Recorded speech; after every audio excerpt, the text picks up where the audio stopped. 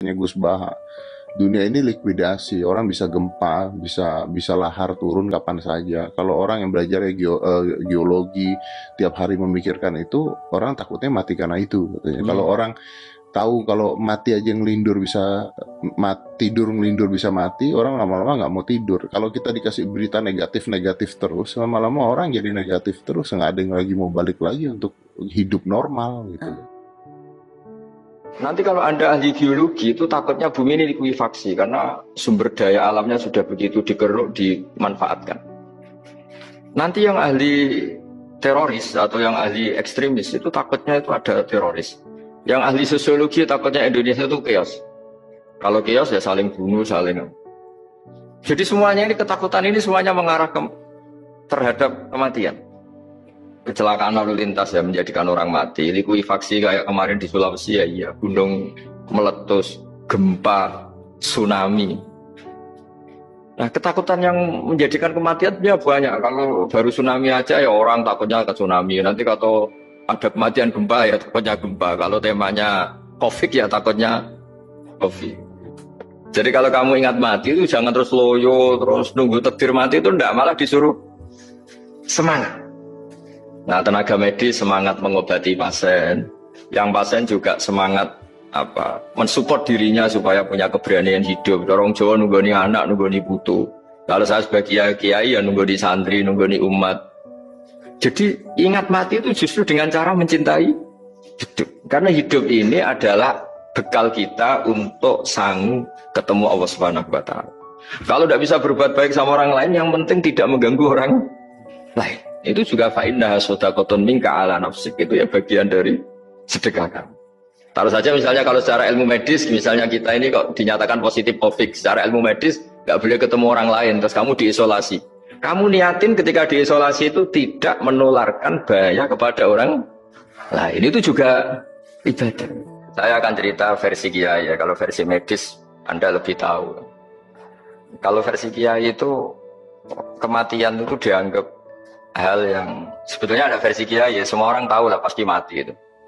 Cuma inginnya mati itu kan macam-macam. Inginnya ya setelah kaya, setelah mapan, terus menangi anaknya mapan, cucunya mapan. Terus itu pun sebetulnya ada siap mati juga, tapi ya tetap mati. Saya akan cerita yang lucu-lucu ya supaya nggak tegang ya menghadapi kematian. Dulu itu kroni itu ya sudah ada. Jadi Nabi itu ya punya kroni, hanya pejabat. Nabi itu punya kroni. Nabi Sulaiman itu bisa terbang.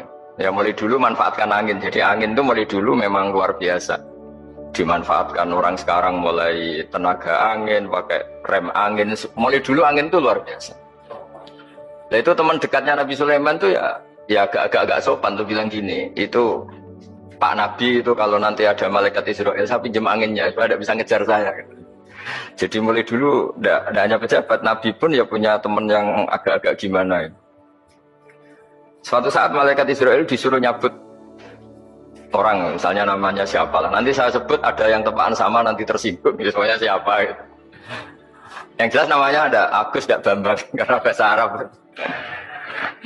Orang ini cabut di India. Nabi Sulaiman kira-kira ya di Palestina kira-kira. Si orang ini ternyata di dekat Nabi Sulaiman. Nah karena Nabi itu kan orang hebat lah, sehingga malaikat ya kadang silaturahim ke para nabi. Israel sendiri ya kadang-kadang silaturahim ke para nabi. Silaturahim yang paling nggak disukai ya silaturahimnya malaikat Israel. Datang ke Nabi Sulaiman, sebenarnya niatnya silaturahim. Ternyata ketemu orang itu, kaget malaikat. Waduh ini gimana ini? Kok saya disuruh nyabut di India, kok orangnya di Palestina? Nabi Sulaiman kira-kira di kawasan Palestina, di wilayah yang katanya Israel itu. Kaget malaikat ini katanya disuruh nyabut di India kok ada di sini. Nah si kroni ini, si orang yang itu melihat malaikat Israel, entah kenapa kok dia bisa melihat itu. Mungkin punya kekuatan tertentu karena dekat Nabi. Kaget dia. Malaikat melihat dia karena janggal ya, disuruh nyabut di India kok orangnya di Palestina. Si orang ini melihat malaikat juga takut. Malaikat itu punya hawa yang luar biasa. Akhirnya bilang ke Nabi Sulaiman, ya Nabi Allah tolong pinjemin saya angin untuk saat ini juga saya bisa terbang ke India. Dipinjemin sama Nabi Sulaiman. Akhirnya orang itu sampai ke India. Terus malaikat senyum, seneng dia. Wah ini sesuai protokol karena andai kan orang itu tetap di situ malah malaikat nggak berani ngambil karena prosedurnya harus ngambil di India.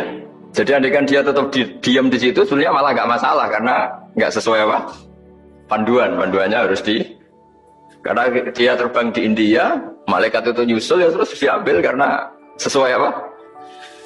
Saya kan memang dipesenin untuk memperkuat apa ya nakes teman-teman semuanya lah pasien.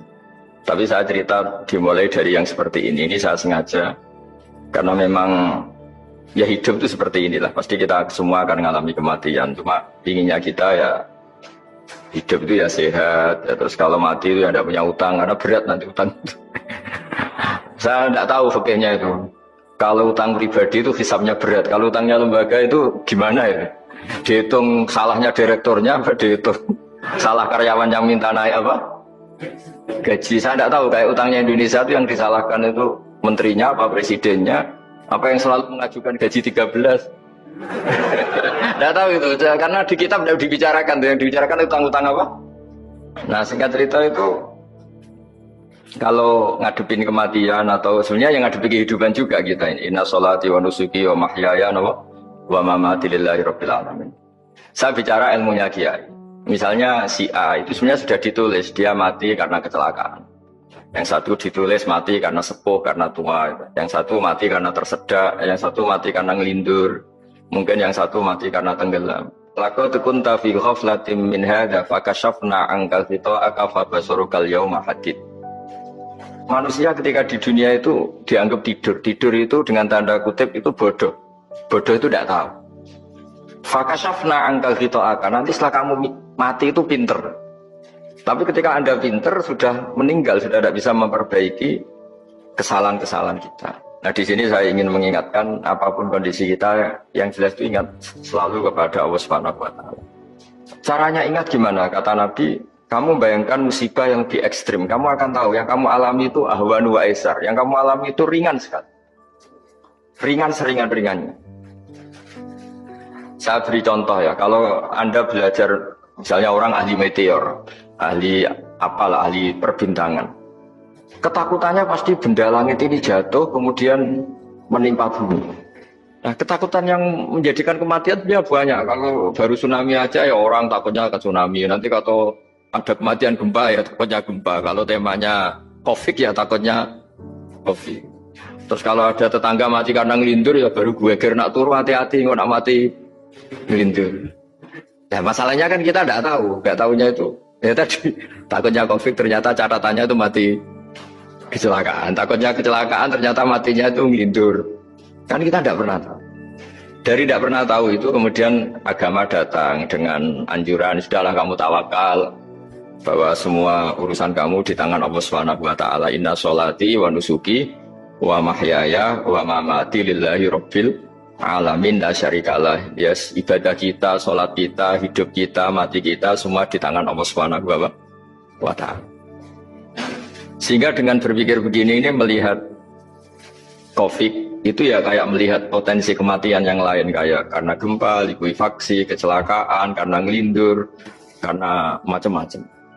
Kenapa saya membuat atau menyarankan ya supaya orang berpikir demikian, supaya bersyukur bahwa kita ini dihimpit, disekelilingi penyebab kematian tadi. Kalau kita ahli meteorologi mungkin takutnya itu asteroid jatuh, terus kemudian meteor jatuh yang nggak habis digesek oleh sistem alam, terus macam-macam. Yang ahli gempa juga takutnya gempa, yang ahli tsunami takutnya tsunami, yang ahli sosial takutnya Indonesia chaos, kemudian saling apa? Bunuh, saling apa dan sebagainya dan sebagainya.